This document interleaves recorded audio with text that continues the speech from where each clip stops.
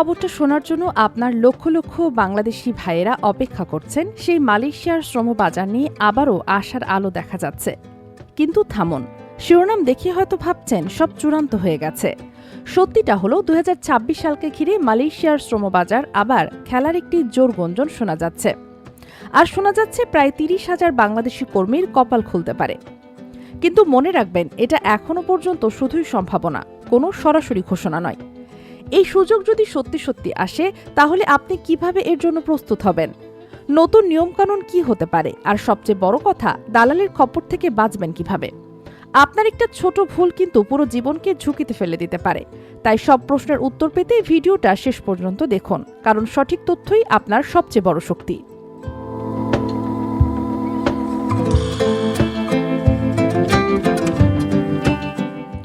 আপনারা তো জানেনই, বেশ কিছুদিন ধরেই নানা কারণে মালয়েশিয়ার শ্রমবাজার আমাদের জন্য সীমিত হয়ে আছে। তবে আসার কথা হলো, অতীতে দুই দেশের মধ্যে হওয়া বিভিন্ন আলোচনার কারণে অনেকেই ধারণা করছেন যে নতুন সুযোগ তৈরি হতে পারে। অনেকেই কলিং ভিসা শব্দটা শুনে ভাবেন টাকা দিলে হয়তো এটা পাওয়া যায়। একদম ভুল ধারণা। সহজ কথায়, কলিং ভিসা হলো একটি অফিসিয়াল ওয়ার্ক পারমিট।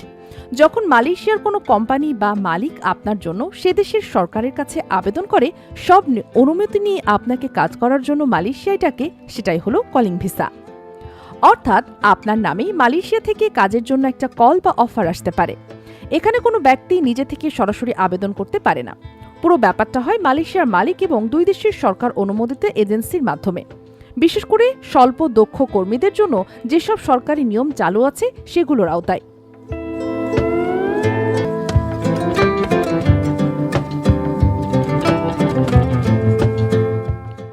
২০২৬ সালের জন্য নিয়মকানুন কেমন হবে তা এখনও প্রকাশ করা হয়নি। তবে আগের অভিজ্ঞতা থেকে একটা ধারণা তো পাওয়াই যায়। আপনি যদি নিজেকে প্রস্তুত রাখতে চান, তাহলে এই বিষয়গুলো মাথায় রাখতে হবে। বয়স সাধারণত ১৮ থেকে ৪৫ বছরের মধ্যেই চাওয়া হয়। আপনার পাসপোর্টের মেয়াদ যেন অন্তত ১৮ মাস বা ১.৫ বছর থাকে, এটা নিশ্চিত করুন। মালয়েশিয়া সরকার যেসব মেডিকেল সেন্টারকে ঠিক করে দিয়েছে, সেখান থেকে স্বাস্থ্য পরীক্ষায় পাশ করতে হবে। আপনি যে কাজে যেতে চাইছেন তাতে যদি কিছুটা অভিজ্ঞতা থাকে, তাহলে বাড়তি সুবিধা পাবেন। দেশে বা বিদেশে আপনার নামে কোনো ধরনের পুলিশ কেস বা অপরাধের রেকর্ড থাকা চলবে না। আবারও বলছি, এগুলো কিন্তু সম্ভাব্য শর্ত। চূড়ান্ত ঘোষণা এলে আমরা আপনাদের বিস্তারিত জানিয়ে দেব।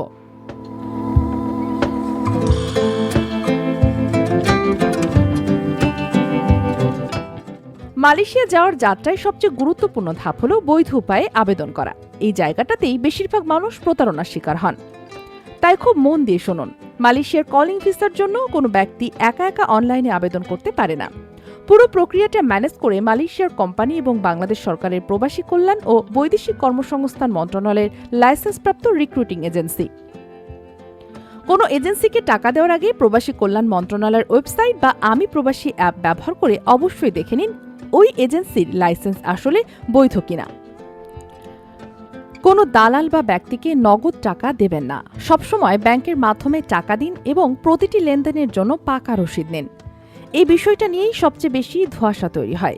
একটা সময় বাংলাদেশ সরকার মালয়েশিয়া যাওয়ার খরচ প্রায় ৭৮,৯৯০ টাকা নির্ধারণ করে দিয়েছিল। কিন্তু মনে রাখতে হবে, এই অঙ্ক সময়ের সাথে বদলাতে পারে এবং এটা সবসময় কার্যকর নাও হতে পারে। এর বাইরেও agency service charge, medical, visa processing সহ আরও কিছু খরচ থাকে।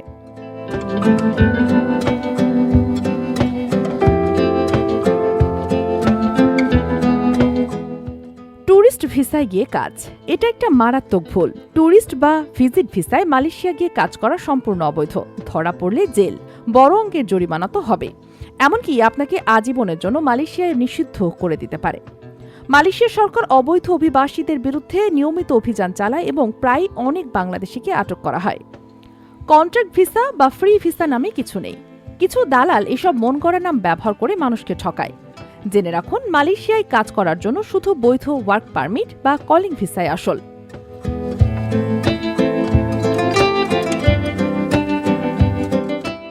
কাগজপত্র যাচাই।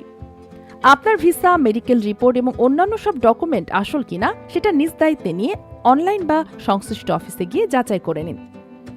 মালয়েশিয়া ভিসা নিয়ে যদি আপনার মনে কোনো নির্দিষ্ট প্রশ্ন থাকে, তাহলে নিচে কমেন্টে জানান। আমরা চেষ্টা করব পরের ভিডিওতে উত্তর দেওয়ার। মালয়েশিয়ার শ্রমবাজার নিঃসন্দেহে আমাদের দেশের লাখো তরুণদের জন্য এক বড় স্বপ্নের নাম। 2026 সাল নিয়ে যে সম্ভাবনা বা গুঞ্জন তৈরি হয়েছে তা সত্যি হলে হয়তো অনেকেরই ভাগ্য বদলে যাবে। কিন্তু মনে রাখতে হবে, স্বপ্নপূরণের রাস্তাটা হতে হবে সৎ, বৈধ এবং সতর্ক। আবেগের বশে বা কারো মিষ্টি কথায় ভুলে কোনো ভুল সিদ্ধান্ত নেবেন না। সব শেষ এবং সঠিক তথ্যের জন্য সবসময় সরকারি ওয়েবসাইট ও নির্ভরযোগ্য খবরের উপর ভরসা রাখুন। আর এই বিষয়ে নতুন যে কোনো আপডেট আসা মাত্রই আমরা আপনাদের কাছে পৌঁছে দেব। সেই পর্যন্ত আমাদের চ্যানেলটি সাবস্ক্রাইব করে বেল আইকনটি প্রেস করে রাখুন, যাতে কোনো জরুরি খবর আপনার চোখ এড়িয়ে না যায়। সবাই ভালো থাকবেন, সুস্থ থাকবেন।